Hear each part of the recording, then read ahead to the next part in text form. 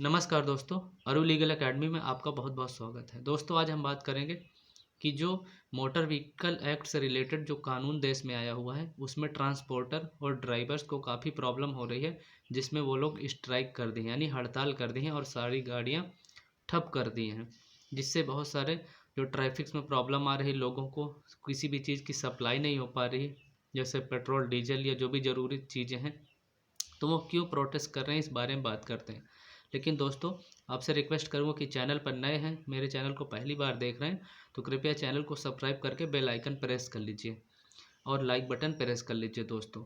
और इस वीडियो को ज़्यादा से ज़्यादा शेयर कीजिए, क्योंकि मुझे कानून में गड़बड़ लग रही है, जिससे ड्राइवर्स को इस कानून से दिक्कत है, जिसकी वजह से वो प्रोटेस्ट कर रहे हैं। तो इसमें प्रॉब्लम ये है कानून में दोस्तों कि जैसे जो ड्राइवर प्रोटेस्ट कर रहे हैं, जो पुराना कानून था उसमें यह था कि अगर किसी व्यक्ति से किसी गलती से एक्सीडेंट हो जाता है, तो जो वो कानून था, अगर रश ड्राइविंग की वजह से, तो उसको ये था कि वो नॉन बिलेबल था। जो ये था, जो नया कानून है वो नॉन बिलेबल है, जो पुराना था वो बिलेबल था। यानी अगर एक्सीडेंट हो जाता था तो उसकी ज़मानत हो जाती थी, और ज़मानत के बाद अपना केस चलता था, उसमें सारे एविडेंस वगैरह होने के बाद उसमें प्रोसीडिंग होती थी। लेकिन जो नया कानून है दोस्तों, ड्राइवर जो प्रोटेस्ट कर रहे हैं, ट्रांसपोर्टर भी प्रोटेस्ट कर रहे हैं, वो इसलिए कर रहे हैं, इसमें अगर एक्सीडेंट हो जाता है, अगर उसकी गलती नहीं भी है, अगर एक्सीडेंट हो जाता है और उसमें किसी व्यक्ति के साथ दुर्घटना हो जाती है यानी उसकी डेथ हो जाती है, तो इसमें क्या है कि तुरंत गिरफ्तारी हो जाएगी, क्योंकि ये दोस्तों जो है ये नॉन बिलेबल ऑफेंस है। नए कानून में नॉन बिलेबल कर दिया गया है, इसमें ड्राइवर्स की जमानत नहीं होगी, इसमें तुरंत गिरफ्तारी हो जाएगी। और जो कानून है दोस्तों, इसमें 10 वर्ष की सज़ा का प्रावधान किया गया है और जुर्माना भी लगाया जाएगा, जो मोटर व्हीकल एक्ट में जो कानून में बदलाव किया गया है। तो इसलिए ड्राइवर्स प्रोटेस्ट कर रहे हैं। लेकिन दोस्तों आपने देखा होगा कि जब कोई भी व्यक्ति, जैसे हम गाड़ी खरीदते हैं, तो उसमें सिर्फ ड्राइवर ही प्रोटेस्ट कर रहे हैं, लेकिन ये कानून सभी के लिए है। कोई भी व्यक्ति, कोई जॉब करने वाला व्यक्ति भी अपने कार से जा रहा है, अगर उससे एक्सीडेंट होता है तो उस पर भी ये धारा लगेगी, यही कानून बनेगा। लेकिन वो लोग अभी नहीं कोई प्रोटेस्ट कर रहा है, लेकिन सिर्फ ड्राइवर ही प्रोटेस्ट कर रहे हैं, जो ट्रक ड्राइवर या बस जो चलाते हैं। लेकिन ये सभी के लिए दोस्तों, जैसे जैसे कोई भी व्यक्ति गाड़ी लेता है, गाड़ी लेने के साथ उसमें इंश्योरेंस करवाता है और उसका रोड टैक्स भी भरता है। जो ज़रूरी फॉर्मेलिटी होती हैं मोटर व्हीकल की, वो सारा कुछ करवाता है, सरकार की गाइडलाइन को फॉलो करता है। लेकिन क्या जो सरकार है, जो उसके अधिकारी हैं, क्या वो गाइडलाइन के फॉलो करते हैं? आपने देखा होगा वो जब रोड पे चलता है तो टोल टैक्स भी देता है, सरकार के पास पैसा जाता है।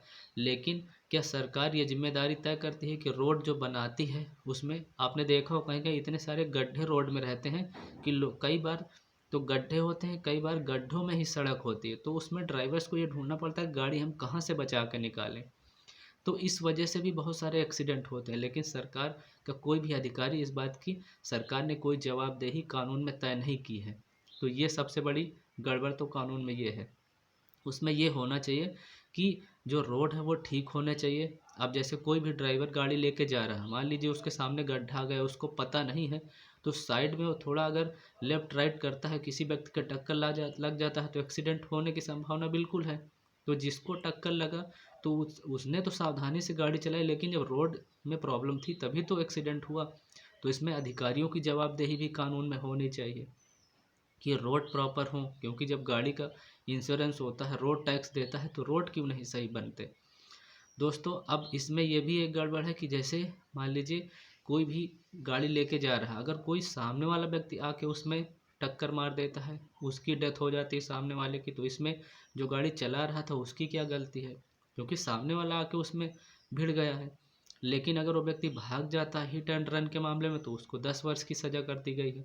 लेकिन उसमें ये होना चाहिए कि पुलिस पहले उसमें ये पता करेगी कि उस व्यक्ति की गलती थी या नहीं थी, जिसकी गाड़ी में टक्कर लग गया है। जब गलती नहीं थी तो उसको ये कानून क्यों उस पर लगेगा? पहले एनालिसिस होना चाहिए। लेकिन कानून सीधे से लगा दिया गया है कि जिसकी गाड़ी से एक्सीडेंट होगा उस पर ये सज़ा होगी। तो इस वजह से भी ड्राइवर प्रोटेस्ट कर रहे हैं। अगर उसमें कानून में ये है कि पहले एक्सीडेंट होगा तो आपको थाने में सूचना देनी है, फिर एम्बुलेंस को सूचना देनी है, पुलिस को देनी है और एम्बुलेंस को देनी है। अगर वो ऐसा नहीं करता, भाग जाता, तो हिट एंड रन का केस उस पर धाराएँ लगेंगी। उसकी गिरफ्तारी होगी। तो लेकिन अगर वो रुकता है, आपने अपने देश में लोगों को इतनी जागरूकता नहीं है, अगर ड्राइवर रुक जाए तो ड्राइवर को बिल्कुल पब्लिक या उसके घर वाले लोग पीट पीट के उसकी हालत ख़राब कर देंगे। आप देखते भी होंगे न्यूज़ में बहुत सारे मामले आते हैं। तो ड्राइवर इस वजह से भी प्रोटेस्ट कर रहे हैं कि इसकी जिम्मेदारी कौन लेगा कि अगर वो इस वहाँ पर रुक जाए और उसका इलाज की व्यवस्था करने लगे तो पब्लिक उसको नहीं पीटेगी। ये उसमें कानून में कहाँ लिखा, अगर पब्लिक पीटेगी तो उन पे क्या होगा क्या नहीं होगा। तो ड्राइवर इस वजह से भी प्रोटेस्ट कर रहे हैं। तो इस बात की भी जवाबदेही होनी चाहिए कि अगर उस ड्राइवर का इंटेंशन नहीं है, उसने कोई इंटेंशनफुली एक्सीडेंट थोड़ी ना किया।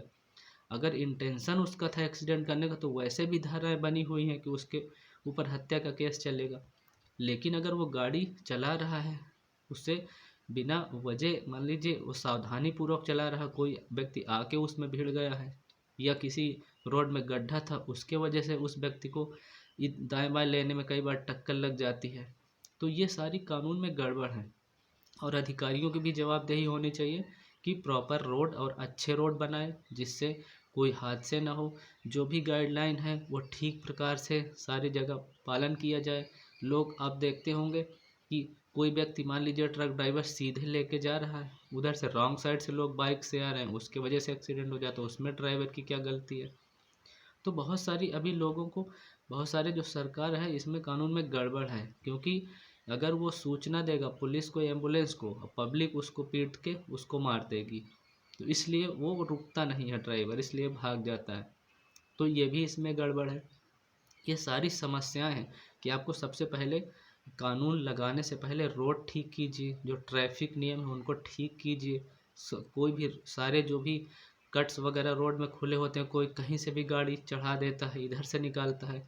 तो जो अगर कोई व्यक्ति सीधे जा रहा है, कोई रॉन्ग साइड से आ गया या कोई लेफ्ट से आ गया, तो उसमें ड्राइवर की क्या गलती। तो इस बात को लेकर ट्रांसपोर्टर और ड्राइवर प्रोटेस्ट कर रहे हैं। इसमें सरकार को सुननी चाहिए और ये अधिकारियों की जवाबदेही भी तय होनी चाहिए कि जो भी इस तरह के मामले हैं, कोई अगर इंटेंशन के साथ किसी व्यक्ति को मारता है तो उसमें पहले से भी धाराएं हैं, उस पर केस चलेगा।